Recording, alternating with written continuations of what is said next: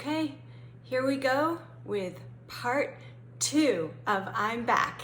If you're interested, stick around. We're getting into it right now. Hey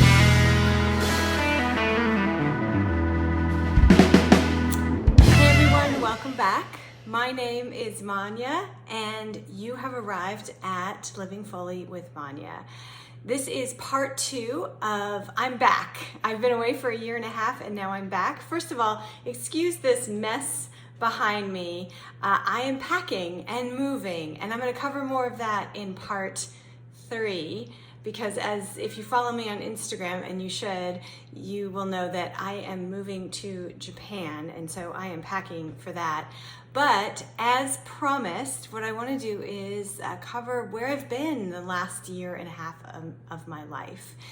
If you watched part 1, you know that the reason I abruptly quit YouTube was simply because I felt like my ex was watching my videos and I was not in a space with him where I needed that to be happening, and I wanted to have no contact with him. But every time I would post a video, I would get communications and he would reference something that I feel like he would only know if he had been watching the videos. So I mostly just didn't want that. So I just thought, I'm gonna quit.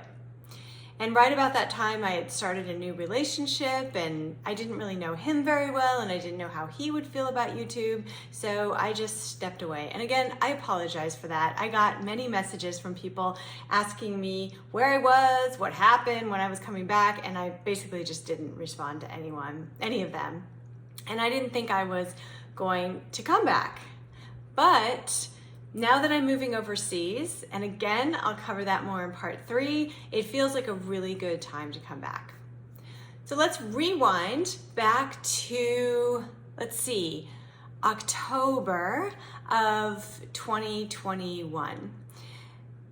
Even a little earlier, maybe like August or September, I decided to put myself out on dating apps and just to see what was out there. Now, mind you, I've been in a relationship, my long-term 20-year relationship, since I was in my mid-20s. So I really hadn't dated in a very long time, and not since dating apps became acceptable. I mean, for a long time, my ex and I met sort of online, sort of in person. We had some mutual friends, but it was not as mainstream as it is now. That was 2001 that we started dating, and really dating apps and finding love online was still a scary thing for people. If I remember, you probably do too, that you would meet in a public place, you would make sure your friends knew where you were, and you would call and check in. And I don't even know that I had a cell phone when we met in 2001. But now it's pretty clear that you can't really date without using the internet. I mean, I suppose you could if you have a network of people who want to set you up with their friends, but I just don't know anyone no one goes to a bar anymore and meets someone to date. So I started putting myself out there, first on a dating app called The League, which I know sounds super bougie and uppity, and I'm sorry for that. Like you're in my league or you're not in my league. And I had to pay to join that one, but I'm a little picky at this point in my life. I'm a lot picky, and I only want to attract a certain type of man who has a certain amount of success in his life. And so I just went right to this one. I did a Google search for dating apps for women over 40, something like that, and this is what I found. So I joined The League, and that was really kind of fun for a while. I ended up meeting someone who lives in San Antonio, and I live in Fort Worth. So we were able to meet a couple of times, and then that just fizzled out. And then what I found was most of the men on there that I was meeting were in Dallas. And for those of you who are not familiar and you just think DFW, it is a very large region, and over 7.5 million people live here, and there's like 100 tiny cities, and where I live in Fort Worth and parts of Dallas can be very, very far apart.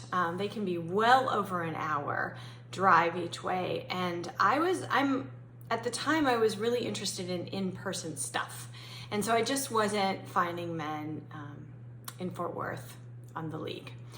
So then I decided to sign up for Match, and that was probably a mistake. So I went on to Match, and I had my profile pretty wide open because that's what I had on the League. And what I didn't understand was that the League is really controlled because you do have to pay, and it's not cheap. Match was sort of everyone. And within an hour of signing up for Match, I was inundated, and it got a little scary actually, because I had my city on there. I said what my job was, and I just thought, oh crap, like this is uncomfortable. The messages I was getting were uncomfortable. They were pretty aggressive. But my favorite one was actually kind of funny, and if I can find the screenshot, I will put it here. I had a man reach out and tell me that I should color my hair. And I said, well, why? And he said, well, you're very pretty, but you'd be much prettier without gray hair. And the irony is that he had a beard of gray hair. And so I remember writing back and saying something like, that's really not a good way to attract women by saying things like that. I did end up going on at least one date from Match, maybe two, and they were fine. I didn't have any negative encounters. I just chose not to second date anyone. And then on my Facebook appeared something called Facebook dating. Now here's what I'm gonna tell you. If you are not single on Facebook, so if you have, like you're either married or you're in a relationship, that's your status on Facebook, you don't even know that Facebook dating exists. When I changed my status from married to single, all of a sudden this thing appeared called Facebook dating. And so I thought I would try that. And what's cool about Facebook dating is that it will not show you anyone you're connected with. So you won't accidentally be matched or see someone that you already know, which I liked because my job is pretty public and I didn't need that. And then you can also see if the people you're being matched with are connected with any of your friends and family on Facebook. So there were a lot of people on Facebook dating. There were a lot of men, some very funny ones, and I am going to honor men's privacy and not put any here. I took a whole bunch of screenshots, was sharing them with my friends. I mean, there were some really funny profiles, but there were more local men, so that was great. At first, I think I started out, and I'm 47 now, and I would have been 46 at the time that I was doing this. I started out, I think, with a low age of 30 and a high age of 60. And I pretty quickly realized that 30 is way too young. I have always been kind of an older, more mature person, and 30 was way too young. They look like babies. Their profiles were written like they were immature babies. It just was not for me. So I moved it up to, I think, 40 to 60, I think. And in my mind, 60 was really my cap, and either that, and I kind of thought that was a little bit too old. I was really kind of looking for someone older than me, but not super older than me, so someone 50 to 55, that kind of thing. So I went on a few dates, and then New Year's Eve rolled around, and I had purchased tickets to go see a country music singer, Parker McCollum, I think is his name. I just spontaneously bought 2 tickets New Year's Eve at the arena here in Fort Worth, and I was like, okay, this will motivate me to find someone to go with me, someone I'm dating to go with me. And New Year's Eve, the day before, 2 days before, started rolling around, and I had no one to go with. I couldn't find a single person, not even a friend, to go to this concert with me. And then I woke up and I wasn't feeling 100%. and I did a COVID test and I had COVID. And I was like, okay, well, that decision was made for me. I can't go to the concert. So I sold the tickets, and I remembered a conversation that I'd had with a friend a couple of weeks earlier. We went out for a drink and I was sharing all my dating stories and how much fun it was, but how I just didn't feel like I knew what I wanted. I was just kind of casting about and dating anyone. And she at the time said to me, you need to make a list of qualities that you're looking for. I have a friend who was doing the same thing you were doing, and then she wrote a list and she met her husband not long after that because she defined what she was looking for and she drove towards that. And I was like, yeah, a list. That's a silly idea. And then I got COVID on New Year's Eve and I was trapped at home all by myself, and I thought, okay, let's write this list and see what happens. So I wrote up a list, and I'm going to put it on the screen for you.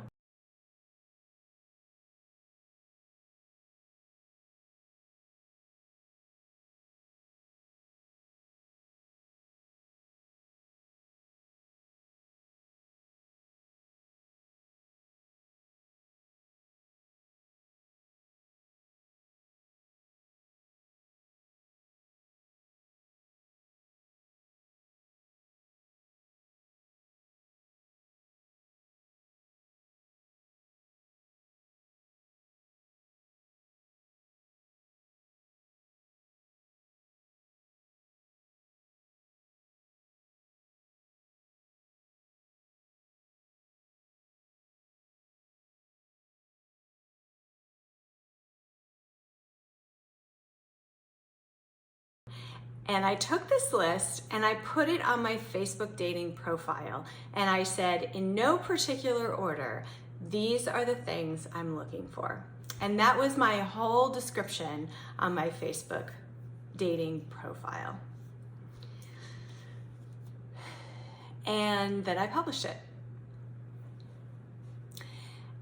And what happened first is that I got a few men writing me and saying, you are being extremely picky. Versions of this. You are being extremely picky. You will never get all these things. You're being too demanding. That was essentially what I got. And then I was scrolling through Facebook dating and a picture of this guy showed up. And he was pretty handsome. And he had a good job. He works for a defense contractor who's based here, a really well-known one, and he'd been there a long time. The only problem was he's 61. And I was like, why is this guy even being shown to me? I have a cap of 60. So I had no idea, but he was handsome and he had a good job. And so I clicked whatever it was on Facebook dating, the star or the heart or something like that. And I don't remember how long it took, but he ended up writing me back and he said, I can give you all those things. Those are easy. You've given me the answers to the test. That's what he said. You've given me the answers to the test. And we started texting, and we texted for maybe a week and a half. And then we went on a date, and we've been together ever since. So that was January 22nd, 23rd was our first date of 2022. And today is March 26th of 2023. So we've been together for a year and a couple of months, and that's it. And he has said that he will come on the channel. He wants to be a part of this, especially the getting ready for Japan, the trip to Japan, the acclimation to Japan, the finding a house to live, all of that stuff. But until that time, until he gets on camera, I'm going to honor his privacy. But I will say that he's the most incredible man I've ever met. He is smart and capable and interesting. That's what I'll say about him. He is so interesting. I won't give his whole backstory. Suffice it to say, he grew up in pretty tough circumstances, and he enlisted in the Air Force when he was 18, and then transitioned to working with airplanes and has been working with airplanes ever since. I've never met anyone who loves and knows airplanes the way this man does. He can build anything, he can fix anything. He's literally, you guys, building a table from nothing for an auction, for a charity auction that I'm a part of here. I went to him and I said, "Can you do this?" And he said, "Sure." And he figured out how to do it. He's designed a roll top desk. He's never made a roll top in his life. He's incredible. And he fulfills everything that was on my list. So the summer of 22 was the greatest summer of my life. Not for anything specific. It's just that we traveled together. We went to a beach in Mexico. We went to San Antonio. We went down to Big Bend, Texas, which is an insane state park in southern Texas. We hung out by the pool. I snorkeled for the first time. He took me on my first helicopter ride. I was scared to death. This man helps push me past my fears. He's helped me deal with my fear of flying, my fear of a lot of things. He loves me for who I am in a way I've never felt before. He makes me feel beautiful and sexy, and I'm completely in love with him. So he applied for this 2-year rotation in Japan, still working for his same employer, and he accepted the job about 3 weeks ago. And so ever since, we've been planning a trip to Japan. So I think that's long enough for part 2. That's the last 1.5 years of my life. In part 3, I will cover what's to come. I hope you all are doing well. It's good to be back, and I will see you in the next video. Bye.